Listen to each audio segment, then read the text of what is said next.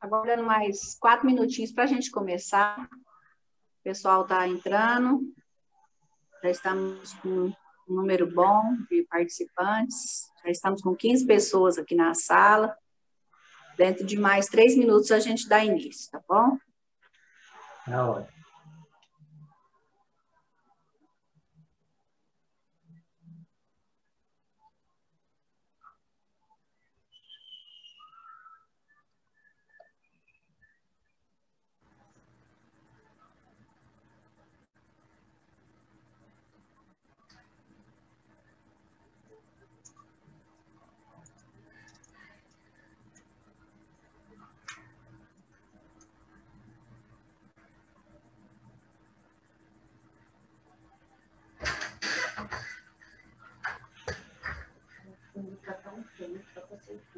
Mas como? Você está com a cara assim. Você está no áudio aqui. Está no áudio.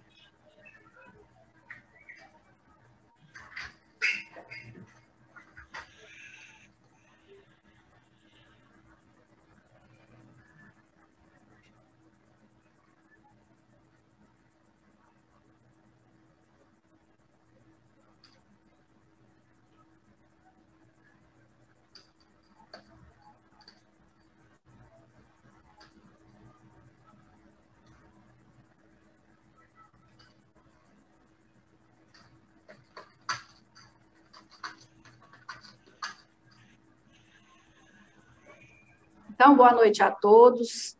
É um prazer ter vocês aqui conosco. Doutor Theo, doutora Fernanda, muito obrigado por vocês terem aceito o nosso convite. Então, é novembro, né? Acabamos de sair do Outubro Rosa e agora vamos falar de Novembro Azul. E hoje, dia 17 de novembro, é comemorado o Dia Mundial de Combate ao Câncer de Próstata. Esse movimento iniciou em 2003 na Austrália, com o objetivo de chamar a atenção para a prevenção e diagnóstico precoce, não só do câncer de próstata, mas de todas as doenças que acometem a população masculina. Inclusive, a semana passada nós falamos do diabetes, né? Que esse ano também traz o lema diabetes azul, devido a estar no mês de novembro, Dia Mundial de Combate ao Diabetes também. E é sabido que, diariamente, 42 homens morrem em decorrência do câncer de próstata. Aproximadamente 3 milhões vivem com a doença, que é a segunda causa de morte por câncer entre homens no Brasil. O Instituto de Desenvolvimento Tecnológico, IDETEC, e a Diretoria de Ensino e Pesquisa do HGG, a fim de cumprir junto com a comunidade o seu papel de educador e promotor de saúde que somos, viemos conscientizar a população masculina, que muitas vezes é avessa a essas questões relacionadas à saúde, talvez por medo, por preconceito ou tabu. O fato é que, por esses e outros motivos, acabam procurando muito tardiamente os serviços de saúde, piorando ainda mais o quadro de complicações e elevando a mortalidade. Hoje temos o prazer de receber profissionais altamente qualificados e preparados para expor sobre essa temática, que abrange não somente sobre o conceito da doença, formas de prevenção ou tratamento, mas nos trazem informações sobre políticas nacionais voltadas à saúde do homem e seus aspectos sociais e culturais.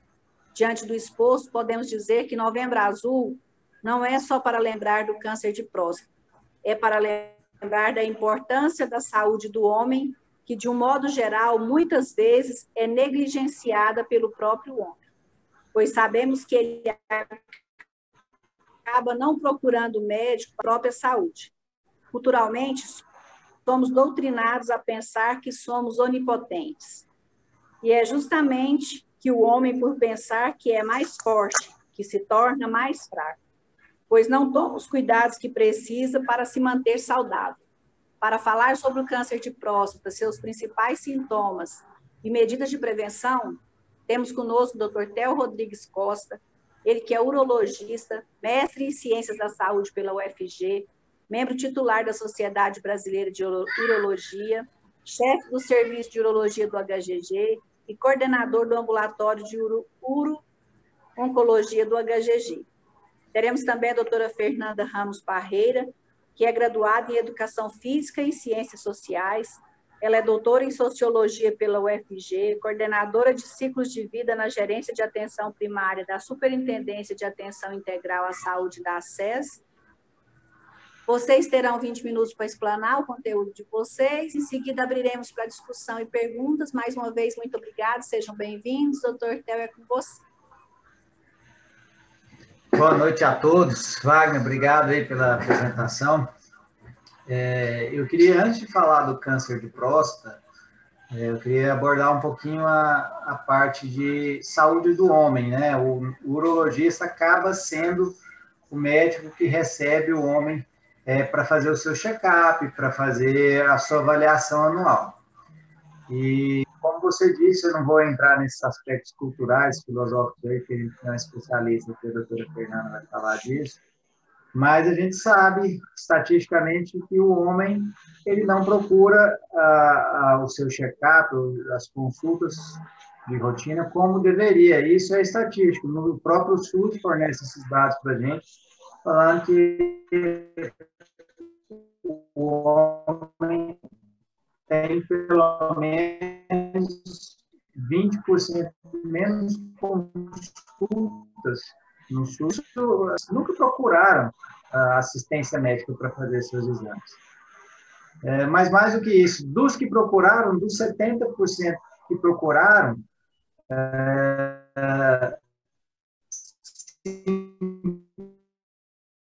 50% deles, né, não acharam que precisa, enquanto a sua saúde fica prejudicada. O fato é que o homem vive bem menos. A estatística do IBGE mostra que as mulheres têm expectativa de vida de 79 anos e os homens apenas de 72. Há uma diferença muito grande. É lógico que não é só explicada por doenças, por cuidados com a saúde, mas com causas externas também, mais acidentes, o homem costuma ser mais agressivo, tem acidente de carro, arma de fogo, enfim, ele acaba morrendo menos do que mais cedo do que a mulher brasileira. E a gente sabe a política nacional para a saúde do homem, ela foi implementada aí, já está sendo vista desde 2009, foi o primeiro projeto de política nacional de atenção integralizada à saúde do homem, e ela está sendo implementada aí durante esses anos todos.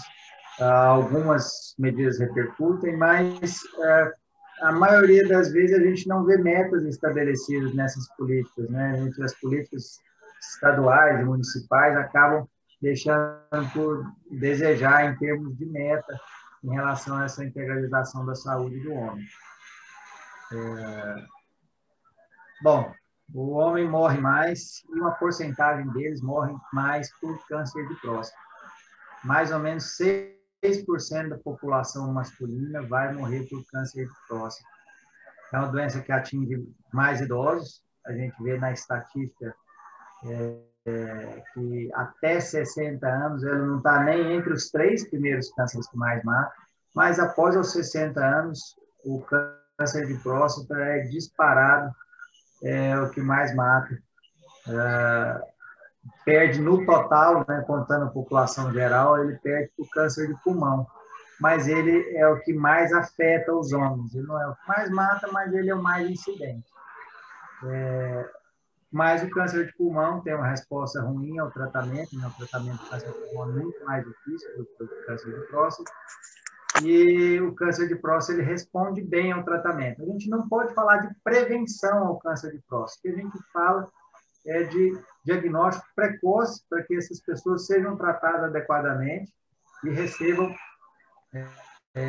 uma chance melhor de se livrar do problema sem nenhum risco, com menos morbidade, né, do que as pessoas que já fazem um diagnóstico tardio.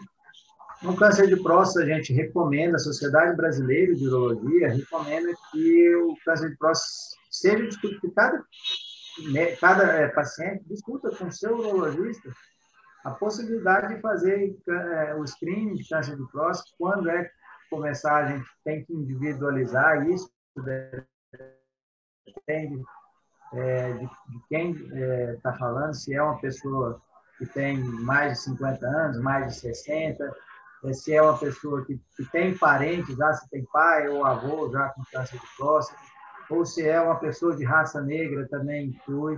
A própria obesidade tem influência também, as pessoas obesas, elas têm maior chance de ter câncer de próstata, não só o câncer de próstata, mas da maioria dos cânceres sólidos, a obesidade aumenta o risco. Então, a gente precisa orientar as pessoas que discutam com o seu médico, olha, eu estou na hora de fazer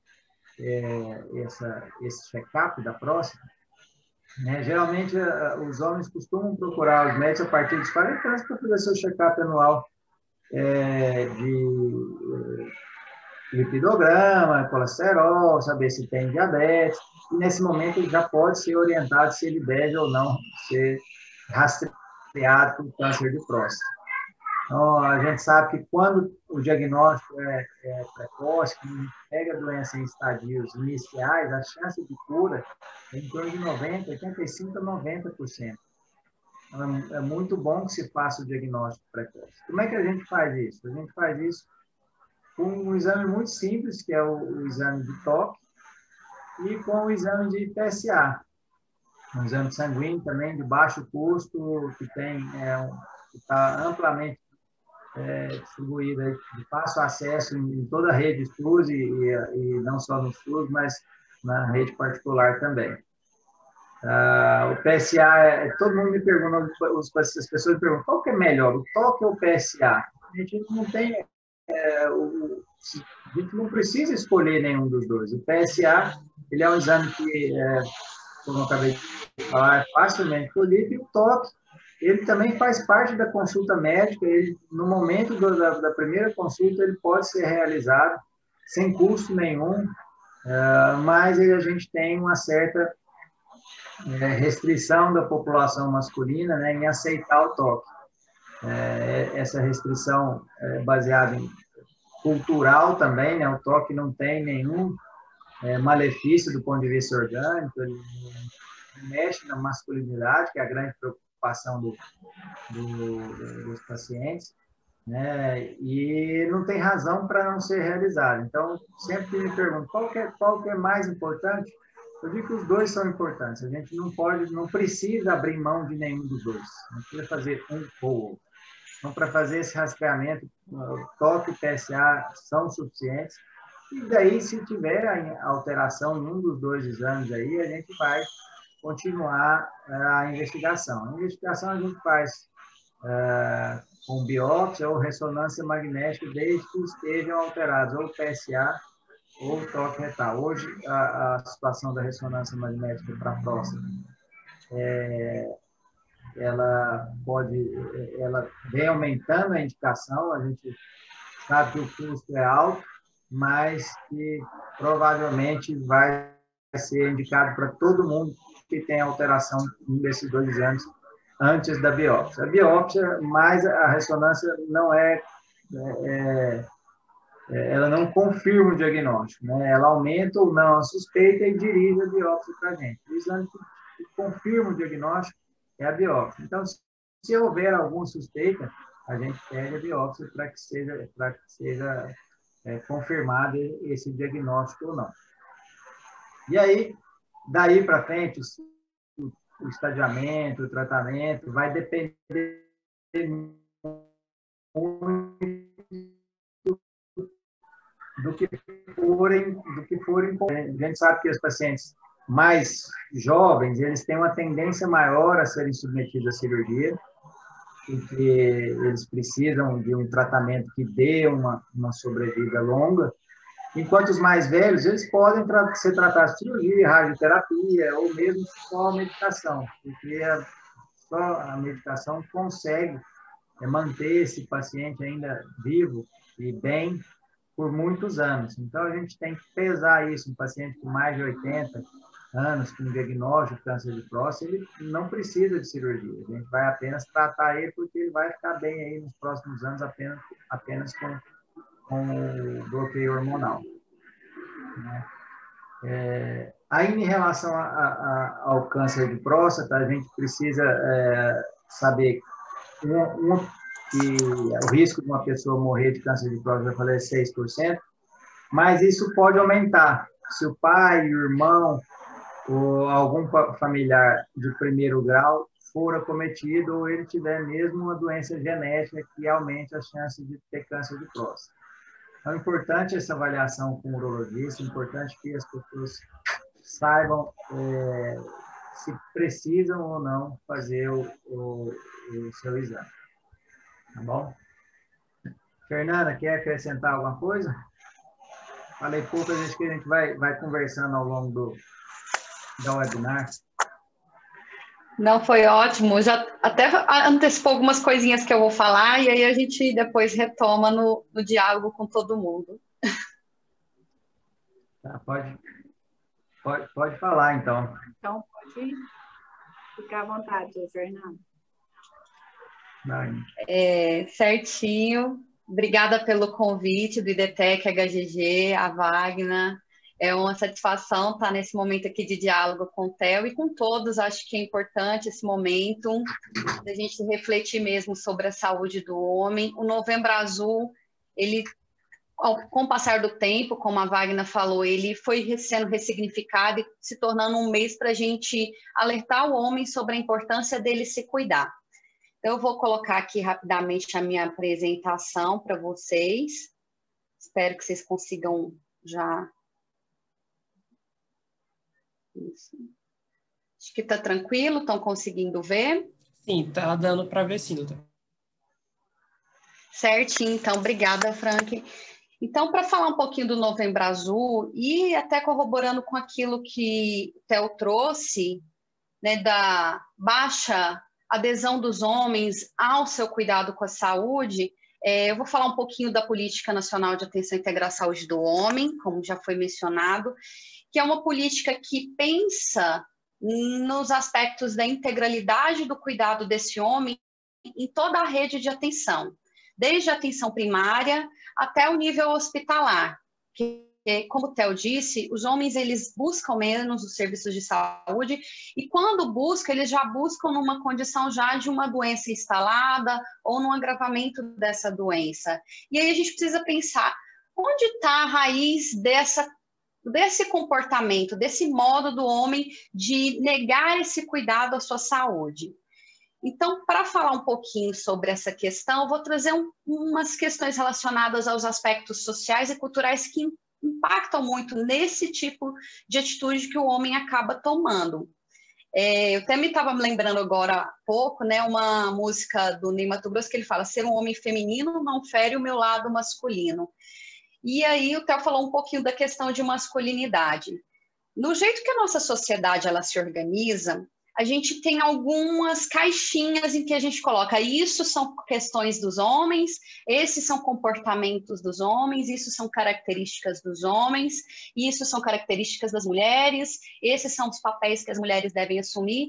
Com o passar do tempo vai mudando, novos incrementos a gente vai colocando ficando na caixinha, mas a gente precisa pensar o seguinte: todos somos seres humanos. Enquanto seres humanos, nós temos emoções, nós temos sentimentos, e a forma com que a gente vai educando de acordo com essas caixas, tanto também na forma com que eu demonstro essas minhas emoções e esses sentimentos. Isso vai impactar naquilo que o Theo mencionou. Os homens morrem mais cedo, muitas vezes eles morrem por questões de violências ou acidentes, e isso está refletido nessa forma com que a gente acaba educando esse homem e colocando ele dentro dessa sociedade numa lógica que eu vou trazer daqui a pouquinho, que lógica é.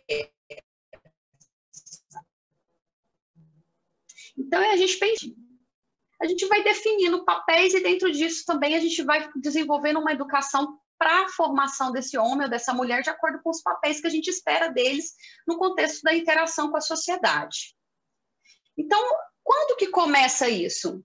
Eu sempre, quando eu vou fazer as oficinas ou qualificações com os municípios, especialmente com os profissionais da atenção primária, a gente vai falar o seguinte: a gente começa a fazer esse desenho de qual papel vai ser desempenhado por esse ser humano ainda na barriga da mãe. Quando a gente faz um chá revelação e eu descubro se é menino ou menina, já me vem um imaginário daquilo que vai ser essa criança, de acordo com o sexo biológico dela. Então eu começo a pensar, se eu sou mãe de menina, vai ser as caixinhas que eu mencionei no começo. Se é mãe de menino, vai jogar bola, vai ser um príncipe, vai ser o homem que cuida de mim. Então, com o contexto da sociedade, a gente vai fazendo esses enquadramentos e colocando ainda quando eu estou gestando o meu filho ou minha filha. Então, a gente começa a fazer essa conformação ainda antes dessa criança nascer. Isso tem a ver com o que a gente pensa de crenças. E aí, eu vou deixar aqui para vocês uma pulguinha atrás da orelha, e eu quero que quem está aqui na sala coloca no chat que crenças vocês já ouviram em relação aos homens. Existem diversas crenças, uma delas é: homem não chora. Então eu quero que vocês vão colocando, depois eu e o Theo vamos começar a refletir um pouco essas crenças que vocês já ouviram sobre os homens. E essas crenças vão influenciando isso que eu falei, na forma com que o homem lida com as suas emoções, na forma com que o homem lida com o cuidado da sua saúde. Vai ser muito desenhado de acordo com essas crenças que limitam esse homem a desempenhar um comportamento, uma atitude de cuidado. Então, o que a gente percebe? E vão escrevendo aí no chat, eu quero ver o tanto de crença que vocês têm aí para compartilhar com a gente. Então, historicamente, num senso comum, a gente coloca que homem é um sexo forte. Né? Que o homem ele precisa ser competitivo, que ele tem que ser corajoso, destemido, poderoso, violento, invulneráveis, provedores, protetores. Então, como que a gente começa a lidar desde a infância com esse menino? De que ele tem que ser treinado para suportar dores, que ele tem que ser treinado para não chorar, que ele tem que ser treinado para guardar essas dores físicas e emocionais. E aí, quando ele chega ao serviço de saúde, como o Theo falou, ele já chega numa condição que pode estar mais agravada essa doença, porque ele não teve uma educação para o cuidado. Então, o super-homem, né, que é essa imagem que a gente traz aí, ele fica fragilizado, exatamente porque ele interioriza essas concepções de que ele não pode demonstrar que está sentindo dor. Então, ele fica demorando, né? Vamos falando bem assim, ele enrola, ele fala, não, é uma coisinha, é só uma dorzinha, só com um desconfortinho para urinar, não, eu vou levando, tomo dipirona, tomo o que tem de remédio aqui, porque também tem o processo de automedicação, que muitas vezes, na nossa cultura, e especialmente os homens, às vezes, utilizam esse recurso para evitar ir a uma consulta médica ou ter um acompanhamento nos serviços de saúde. Então, a gente vai vendo esse processo. Então, o que a gente acaba construindo, né? Que os homens eles vão sendo educados para responder expectativas sociais, para ele ser proativo e que ele supere o risco. Então, o risco não é para ser evitado, mas é para ser superado. E aí a noção de autocuidado, ele deixa um lugar para um estilo de vida autodestrutivo. Isso o Theo mencionou algumas coisas, mas o homem acaba fazendo um uso abusivo de álcool, acaba tomando posições de uma direção mais ofensiva, então acaba recorrendo mais a acidentes de trânsito. A questão das violências urbanas, ele está mais envolvido também, inclusive sofre mais em relação à mortalidade por violências, homicídios, o próprio suicídio. Isso tem a ver com a saúde mental e todas essas cargas que a gente vai incorporando à mente desse homem. Então, os valores que a gente vai colocando de que um homem, para ser um homem de verdade, é afastado dessa manifestação do afeto e do cuidado, tanto do cuidado com os outros e quanto ao próprio autocuidado. Essa é uma preocupação que o Ministério traz quando ele cria a Política Nacional de Saúde do Homem. Eu vou falar dos eixos da política, e especialmente pensando uma mudança de cultura desse homem em relação ao cuidado. Porque hoje a gente sabe, as configurações da família, as mulheres representam bastante na questão de prover financeiramente a família. As mulheres estão no mercado de trabalho. Hoje a gente tem os dados da PNAD que mostram que as mulheres têm um percentual maior de instrução do que homens. Então a gente vê uma mudança familiar que essa crença de que o homem é o provedor, ela já vai caindo. Então, é importante a gente também pensar nesse papel do homem dentro da casa, porque precisa ser ressignificado enquanto também um sujeito que cuida dos filhos, cuida da sua companheira. Então, é uma necessidade de rever esse contexto da família. O Theo mencionou, né, o que a gente observa? Os homens são mais acometidos pelas doenças, e tem essa questão do câncer que a gente está debatendo muito, mas as doenças cardiovasculares também impactam bastante. Eu falei das violências, dos acidentes, e a gente precisa pensar que existem os fatores não modificáveis. Então, falou em relação ao câncer de próstata, né? Questão de idade, então, é um fator de risco a idade mais avançada em relação ao câncer de próstata. Tem a questão de raça, falou pessoa negra, mas tem fatores que impactam também nas doenças e nos agravos que são modificáveis, que dependem do quê? Da mudança do estilo de vida, do modo de vida para um modo de vida saudável. A gente já sabe largamente as evidências científicas que o uso do tabaco, ele tem uma associação com os cânceres, né, de todas as origens. Então, o tabagismo é um fator de risco que é importante ser modificado. Então, essa mudança, a cessação do tabagismo, alimentação não saudável, então, o consumo de alimentos ultraprocessados. Os homens, se a gente pegar os dados do Vigitel, os homens eles se alimentam pior do que as mulheres, consomem menos verduras, menos hortaliças, menos frutas, consomem mais carne com gordura. E aí, quando eu faço palestra até para homens, assim, eles falam assim, nossa, uma carne com gordura com uma cervejinha, ele já junta ainda com o consumo do álcool. Então, são fatores que precisam ser trabalhados. E a questão do sedentarismo, obesidade, que também foi falado, são fatores que são possíveis serem mudados e que podem ser fatores de proteção, se a gente acaba adotando esses modos de vida saudáveis, como podem ser fatores de risco, como o Theo mencionou. E aí algumas informações, assim, só para a gente pensar como que é o cenário hoje da vida desses homens na nossa sociedade. Os homens estão sob o risco de sofrerem mais formas de violência, como eu mencionei, acidentes, homicídios, o suicídio, e excetuando a violência domiciliar, né, ou intrafamiliar, que nesse caso ele não é a vítima, muitas vezes ele é o autor da violência. A maioria dos mortos em situação de combate são os homens, porque eles são essa representação maior dentro das forças policiais, forças militares. A maioria dos presos também são homens. A maioria dos acidentes de trabalho na indústria, construção civil e mineração envolvem os homens.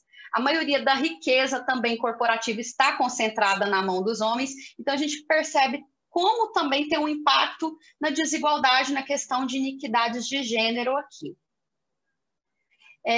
Como já mencionou, os homens, né, eles têm uma expectativa de vida menor que as mulheres no mundo inteiro. No Brasil não é diferente, e isso se dá muito pela questão dos fatores modificáveis que a gente mencionou. Então, os homens costumam ter hábitos não saudáveis, e isso vai impactar lá na frente. E como que eu consigo mudar isso? É uma preocupação do Ministério. A gente não pode fazer um recorte e falar, agora eu vou cuidar do homem de 20 a 59 anos. Eu preciso começar a pensar num estoque de saúde para esse homem, para que ele tenha uma maior sobrevida, assim como as mulheres, ainda quando ele está na barriga da mãe, com um pré-natal adequado, e quando ele nasce, esse menino ele tem um cuidado tanto quanto uma menina.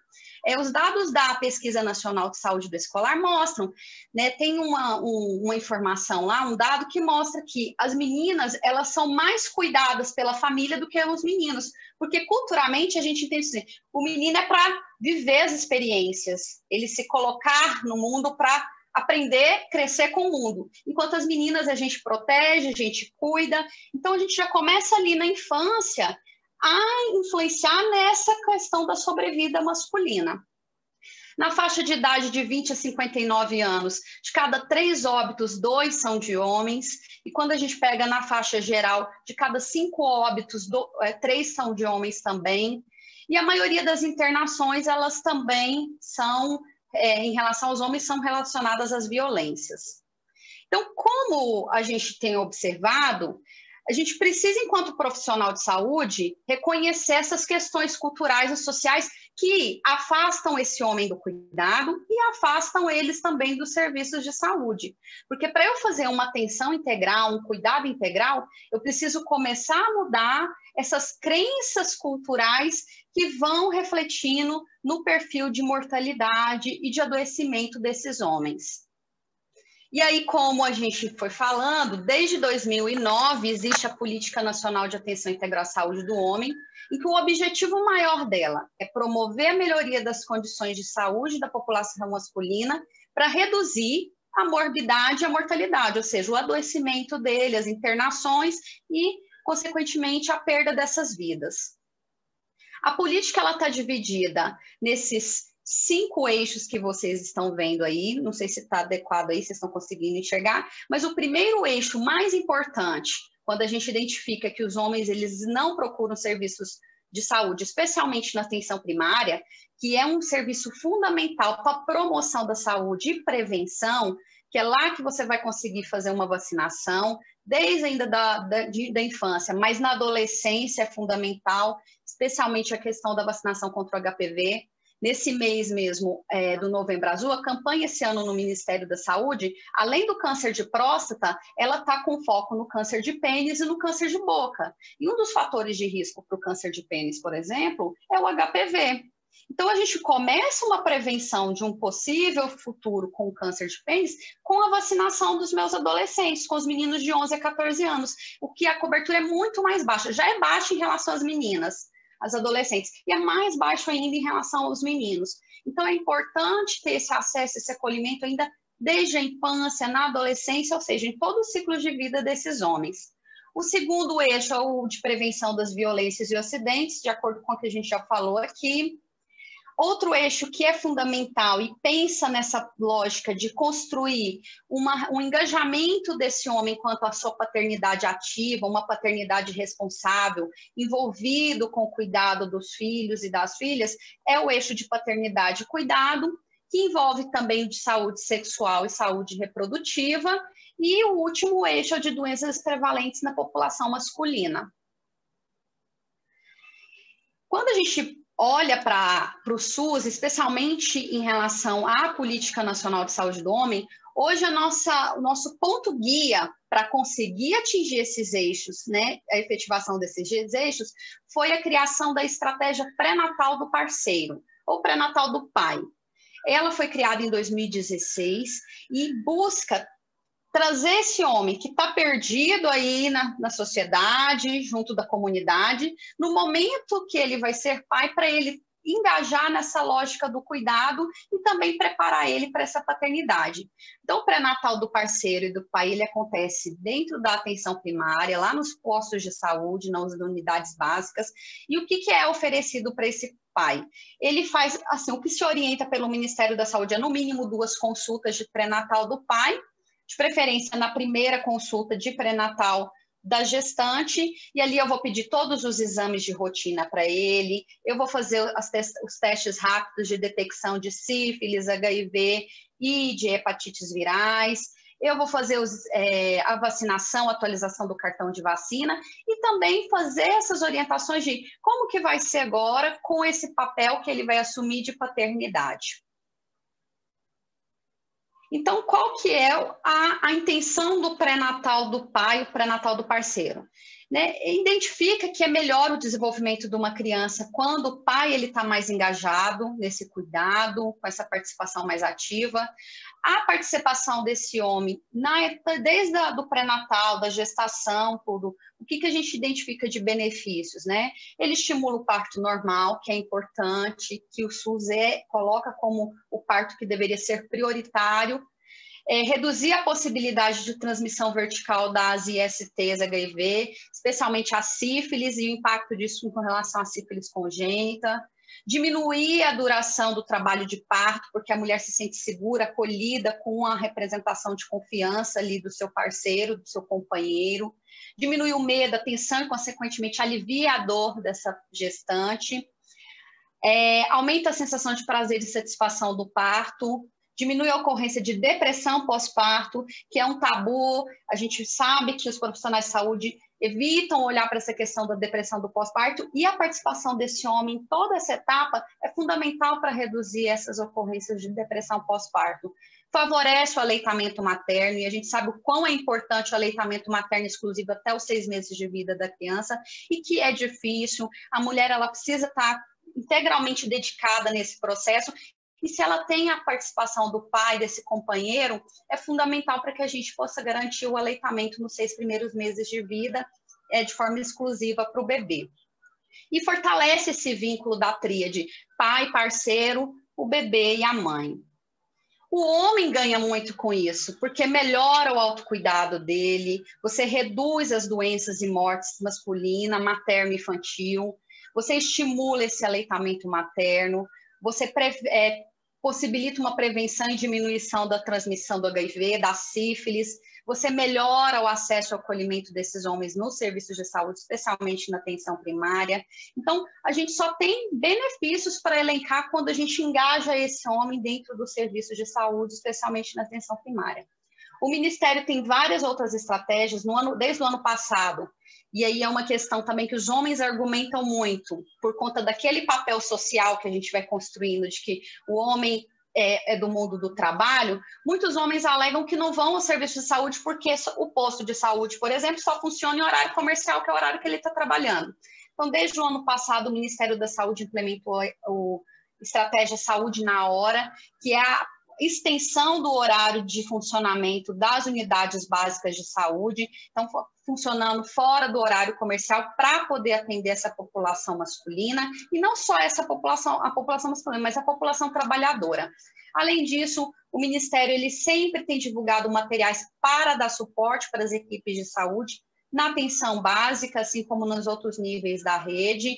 Então, no ano passado, em 2018, ele lançou um perfil da morbimortalidade masculina no Brasil. No ano de 2018, lançou esse glossário temático sobre saúde do homem, que vai detalhar aí temas relacionados à saúde do homem. Uma questão muito importante também é a preparação desse ACS para que ele consiga acessar esse homem. Então, foi feito o guia de saúde do homem para os agentes comunitários, fora outros guias relacionados a trabalhar com grupos, rodas de conversa, desde os adolescentes até os homens jovens e os homens idosos, em relação à questão de saúde sexual, saúde reprodutiva, a questão da prevenção das violências e a promoção de cultura de paz. Diversos cursos são disponibilizados para nós, profissionais de saúde, mas a comunidade também, no AvaSUS, igual tem um curso no AvaSUS, que é exatamente de paternidade ativa e responsável, que é aberto para a comunidade em geral. Então, o homem que tem interesse nessa temática, que quer se preparar para a paternidade, pode entrar nessas plataformas, fazer um curso e se qualificar realmente para a paternidade, para essa lógica de um cuidado, tanto com a sua família quanto do autocuidado. Na UnaSUS, a gente tem curso voltado à política da saúde do homem, em relação à prevenção de violências, e a questão também da violência por parceiro íntimo no contexto familiar, porque, como eu falei, né, quando ele não é vítima, no contexto da família, muitas vezes ele é o autor. É importante a gente pensar também que, num contexto global, existe essa preocupação realmente de mudar essa lógica em que os homens acabam sendo promovedores de violência, a questão dessas iniquidades de gênero. Então, os ODS com a Agenda 2030 têm um objetivo importante em relação à equidade de gênero, e aí, que é o objetivo 5, que tem uma preocupação de engajar mais esses homens em relação aos cuidados com a família, com os cuidados com a casa, fora o objetivo 3, que é o de bem-estar e saúde, que volta esse olhar para a redução da mortalidade por doenças crônicas, o objetivo 16, que é a redução da mortalidade por questões de violências e acidentes. Então, isso também está numa agenda global e é uma preocupação não só do nosso cenário nacional, aqui em Goiás, mas também num cenário global. Então, aí eu trouxe rapidamente, né, então, o objetivo ODS 3, que fala dessa questão da gente assegurar essa redução da mortalidade por doenças crônicas, e o 16 também a questão da redução das violências e as taxas de mortalidade. É isso, eu quero agradecer a todas e todos que estavam aqui me ouvindo, espero que tenha sido um momento, né, de troca de saberes, e aí está o nosso contato lá do Coordenação de Ciclos de Vida. Dentro da coordenação, a gente tem uma subcoordenação voltada à saúde do homem, que é a subcoordenação de saúde do adolescente, homem e pessoa idosa. Nosso telefone, nosso e-mail, e muito obrigada novamente pelo convite. Doutora Fernanda, obrigado por participar. O HGG, todo o EDTEC, né, todo ano organiza alguma forma de lembrança do Novembro Azul. A gente faz mutirão de próstata, aumenta o ambulatório, aumenta o número de cirurgias de procedimento dos homens. Mas é a primeira vez que vocês participam junto com a gente. Obrigado, participação excelente. Essa é a primeira vez que a gente faz um webinar também a respeito do assunto. Sempre tem algumas palestras, todo ano a gente faz palestras nos ambulatórios explicando a importância de se fazer o diagnóstico precoce do câncer de próstata. Só queria complementar algumas coisas e até discutir com você. Primeiro, do tabaco, né? A gente sabe que o homem fuma mais do que a mulher, em geral, até 3 vezes mais. Né? Você já falou aí do excesso de álcool. Tem algum plano de saúde voltado para o tabaco, para parar o tabagismo especificamente? Sim, inclusive nas unidades básicas de saúde existe um programa específico para acompanhar o tabagista. Então, com dispensação de medicamento, com grupos, né, de acompanhamento com esses homens, com essas mulheres, mas o que acontece? Que a gente identifica que é uma questão. Quase sempre esses grupos acontecem em horário de trabalho, horário comercial, então a gente acaba não tendo uma adesão muito grande dos homens nesses grupos de cessação do tabagismo. Agora, existe uma política e ela é até muito robusta em relação ao combate ao tabaco, ao fumo. Em relação ao câncer de próstata, a gente sabe que o câncer de próstata é um problema de saúde estadual aqui, então, estadual, não só estadual, né, mas brasileiro. E queria até pedir em nome do HGG aqui que a gente consiga, de alguma forma, aumentar o nosso tratamento aqui de câncer de próstata nesse hospital, que a gente sabe que é referência para a maioria das doenças do homem aí, e de câncer de próstata a gente ainda não é referência. Outra questão, o que até estava pensando aqui, né, quando a gente...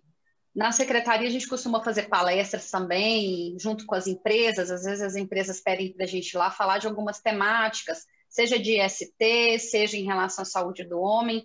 E quando a gente fala de câncer de pênis, alguns homens falam que nunca ouviram nem falar, achavam que nem existia isso. Então, é exatamente essa questão cultural de a gente não trabalhar essas temáticas de saúde com homens e eles não pensam que, não sabia que existia um câncer de pênis ou a questão do câncer de boca. Então, é um processo lento e o que a gente tem percebido junto com o Ministério é essa mudança desse olhar de não dá para a gente falar só de um pedaço desse homem, a gente precisa falar da integralidade dele, esse ser como um todo, e também mudar essa forma dele de pensar o cuidado, porque às vezes ele, igual você falou, ele começa a procurar com 40 anos, e aí, às vezes ele precisava, um adolescente já está tendo um acompanhamento com um urologista em relação à questão de uma fimose, né, ver se tem alguma questão que possa impactar, porque a gente sabe em relação ao câncer de pênis o que está envolvido é a má higiene, a higienização inadequada. Então, essas questões que, às vezes, o homem, a gente pensa que o homem já sabe como que faz a higienização correta, ele sabe como cuidar, e, na verdade, o que a gente observa é que não é bem assim. O câncer de pênis é uma doença praticamente prevenível, né? A grande maioria dos casos a gente poderia prevenir, sim. Essa abordagem que vocês tiveram aí da abordagem pré-natal masculina, né? É uma ideia fantástica. Acho que nesse momento também já é o momento de orientar não só o pai, mas o pai já passar a informação para o filho que vai crescer, que já está nascendo. Realmente é uma ideia muito boa essa de fazer a pré-natal. Eu estou vendo aqui o chat, bombou um monte de gente que escreveu crenças aqui, né? Depois, se alguém quiser falar da sua crença, é legal também para falar por que acha dessa crença. Então, colocar aí, homem é o provedor da casa, homem tem que ser forte, homem não leva desaforo para casa. No trânsito sempre diz aí, né? Algo que a condutora é mulher, né? Deve ser mulher no volante. E a gente observa que nos dados eles estão mais envolvidos com os acidentes de trânsito. Então, se alguém quiser falar também das suas crenças aí que colocou no chat, acho legal para a gente também ouvir vocês.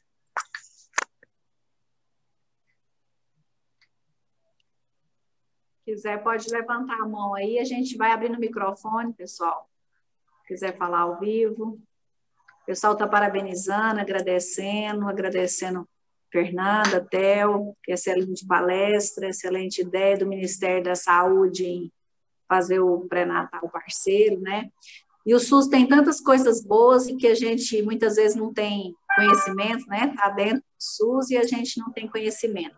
Nós vamos te usar muitas vezes, viu, doutor? O que o Theo falou, assim, o HGG tem essa preocupação de levar informação para a comunidade, né? Essa informação está além das paredes do HGG, então a gente tem um projeto que chama Saúde na Praça, que nesse momento ele está suspenso devido à pandemia, mas que todos os anos tem ações, né? Tem esse tempo, esse momento de conscientização, de levar um pouco de informação para a população. Então, a gente vai usar mais vocês para trazer essa informação também para o nosso colaborador. A gente é um grande hospital, a gente tem um grande número de homens, né? E que muitas vezes não participam das palestras, dos momentos de informação, mas um momento também talvez voltado especialmente para eles, com certeza o aproveitamento seria melhor e maior. Então, com certeza, a gente vai estar te convidando muitas outras vezes. Foi muito bom ter esse momento com vocês. Eu acho que vocês dois se complementaram, né? Foi muito proveitoso. Sorte de quem está aqui. Eu tenho falado sempre isso, que essas lives podiam abranger aí 1000 pessoas, né? Já que a gente está na nossa casa, está mais confortável, está mais sem ter que gastar dinheiro para sair, para participar de um evento científico de tanta qualidade. Infelizmente, as pessoas ainda não estão tendo essa disponibilidade de participar. Mas, aos poucos, essa cultura tem crescido e tem melhorado. O importante é que a gente está tentando levar e que algumas pessoas estão, e quem está aqui vai ser multiplicador. Então, agradeço demais a participação de vocês. E se tiver alguém que quiser fazer algum comentário, tá? Fique à vontade. A gente está com tempo. Queria pedir a palavra. Pode ser? Está me escutando bem? Sim, com certeza. Então, eu sou a Daniele, trabalho na coordenação estadual de ST/AIDS e eu e a Fernanda fazemos muito desse trabalho que ela falou, que é estar fazendo palestras junto à saúde do homem e falando sobre as ISTs. Aí, como outubro também foi o mês da sífilis, nós soltamos o boletim e a Fernanda falou do pré-natal do parceiro, então a importância de estar fazendo acompanhamento do parceiro, que às vezes a gente detecta gestante com sífilis trata, mas ela se reinfecta, porque o parceiro não procura, não vai em unidade de saúde, não se trata.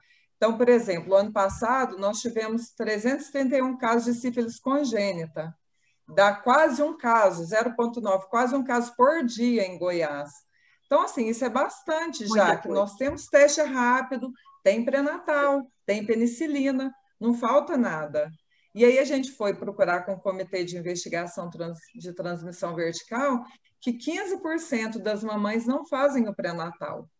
Então, se as mamães não fazem, o homem, o parceiro, pior ainda. Então, assim, tem um grande desafio, a gente tem que estar sensibilizando, porque isso é uma luta constante, né?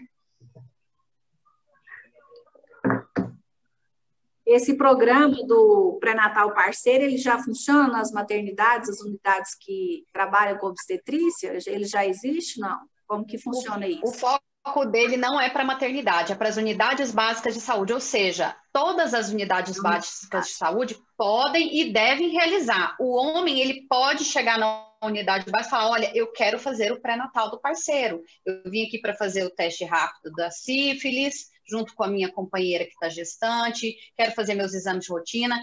Então, realmente agora o papel é divulgar, porque é um direito do homem assistir o seu filho, assistir a sua companheira e também assistir a própria saúde, né? Então, todas as unidades de saúde, na atenção primária, podem e devem fazer o pré-natal do pai e do parceiro. Esse envolvimento do pai durante o pré-natal, com certeza, aumentaria essa responsabilidade nele, né? Na criação, na educação desse filho, né? Que muitas vezes deixa a desejar. Dr. Theo, você estava falando? A Cássia aqui, que fez uma pergunta sobre o câncer de mama em homens, né? No chat aqui. O câncer de mama em homens é extremamente raro, né? Em torno de 1% do total dos cânceres de mama são em homens. A gente tem tecido mamário, mas é muito pouco. Então, já respondendo para a Fernanda, é difícil fazer uma política de saúde para uma doença rara desse tipo, né? Mas realmente o homem, se tiver algum nódulo de mama palpável, pode fazer o autoexame, embora seja uma doença muito rara, o autoexame vai pegar, não tem por que fazer mamografia em homem, ou triagem, mas o autoexame talvez seja o suficiente para diagnosticar esses casos.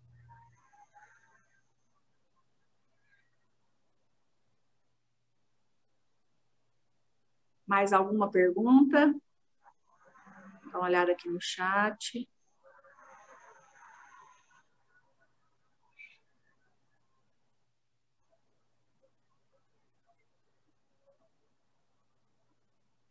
Seria interessante se esse programa se estendesse para as maternidades. Em relação às maternidades... Quando fala da função do pênis. Em relação às maternidades, né, na verdade, o pré-natal, quando ele vai para uma unidade de referência, é quando é um pré-natal de alto risco, em que essa gestante apresenta algum quadro que possa levar a um nascimento prematuro desse bebê ou a própria saúde dela, possa comprometer a saúde dela.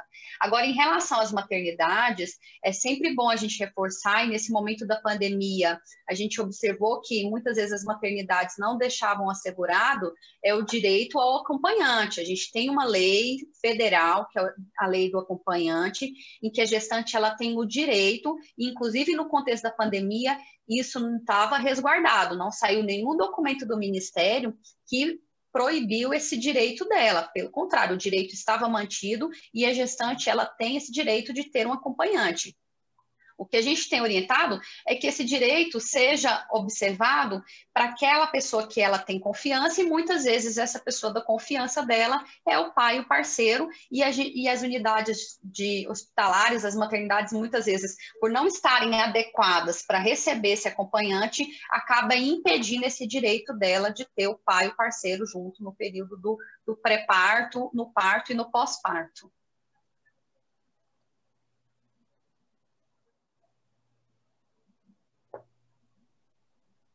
Mais alguma pergunta? Tortel, passo a palavra para você fazer as suas conclusões, para a gente já ir finalizando. Tá, deixa eu só finalizar aqui. Vocês estão vendo meus slides aí? Não? Sim. Só passar aqui rapidinho, só reforçar rapidinho o que a gente já falou de câncer de próstata. Mas é o câncer que realmente não é o que mais mata, mas é o segundo em mortalidade, atinge mais pessoas em idades acima aí dos 60, 70 anos, e que a gente deve procurar o seu urologista, as recomendações. A gente não pode dar uma recomendação só que fala quem precisa de fazer o screening de câncer de próstata, né? A gente não tem essa resposta. Para vocês verem, esse aqui é um quadro com as diversas recomendações do Brasil, Estados Unidos, Austrália, Reino Unido. Todo mundo tem recomendações um pouco diferentes. O que a gente precisa é saber que o diagnóstico ele tem que ser discutido com o médico, se está na hora de começar, de quanto em quanto tempo, e isso vai de caso a caso.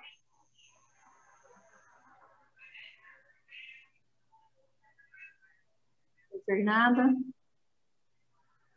pode fazer novamente as suas conclusões.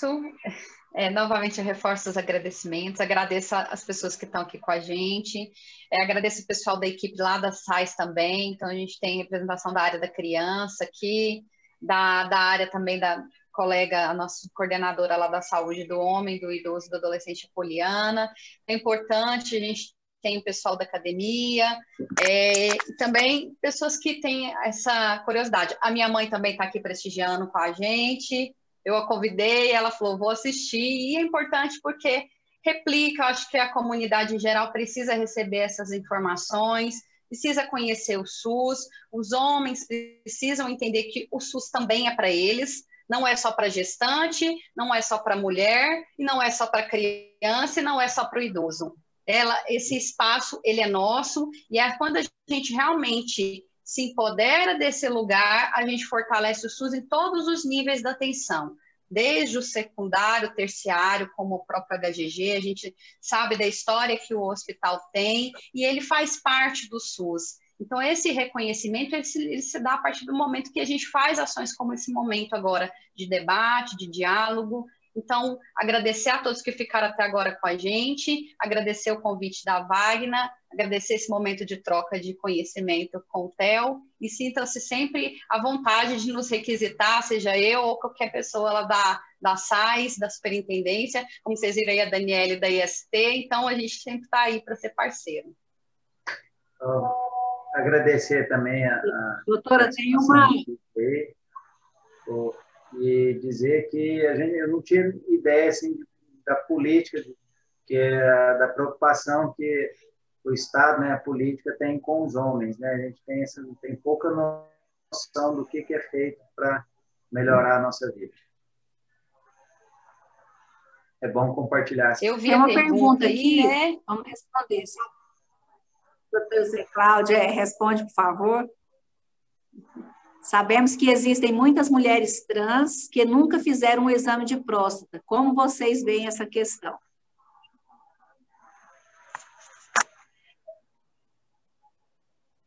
Zé Cláudio, essa é uma questão que é uma novidade, né? Os pacientes trans são poucos ainda. Eles geralmente não têm... os pacientes trans que eu já atendi, eles têm um pouco de restrição, realmente, de até ir no médico urologista. Talvez eles se sentissem mais confortáveis com mulheres. Mas isso é uma questão de adaptação mesmo, né? Os trans, mesmo os operados, eles têm próstata, a próstata não é retirada. Então, é só orientação para que eles precisam também fazer o exame. E, assim, é preocupante, a gente sabe, como o Theo disse, é uma questão ainda para o campo da saúde, algo novo. O HGG tem um ambulatório, né, do processo transexualizador, o HC é uma referência desse serviço, mas acho que hoje a grande lacuna e o que a gente precisa como desafio reconhecer essas pessoas nos outros níveis da atenção, porque ela não é só do ambulatório de processo transexualizador, ela tem que estar sendo assistida em toda a rede, na atenção primária. Então, acho que o grande papel nosso agora, enquanto profissionais, especialmente na Secretaria de Estado, é qualificar os profissionais para que orientem esses pacientes nos outros níveis na atenção primária, especialmente de que ele é uma mulher que trans, mas ela tem especificidades que demandam, por exemplo, um diagnóstico da próstata. E os profissionais têm que estar atentos a isso para poder orientá-los. Só questão de conscientização mesmo, né?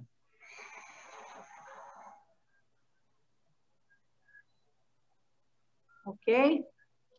Então, não tendo mais nenhuma pergunta, mais uma vez eu quero agradecer, Fernanda, Theo, obrigado pela atenção, por ter aceito o nosso convite. Uma boa noite a todos, obrigada a todas as pessoas que participaram aqui conosco, que nós sejamos multiplicadores, né, desses programas, dessas políticas, e aproveitar melhor o nosso SUS. Boa noite e até a próxima. Boa noite.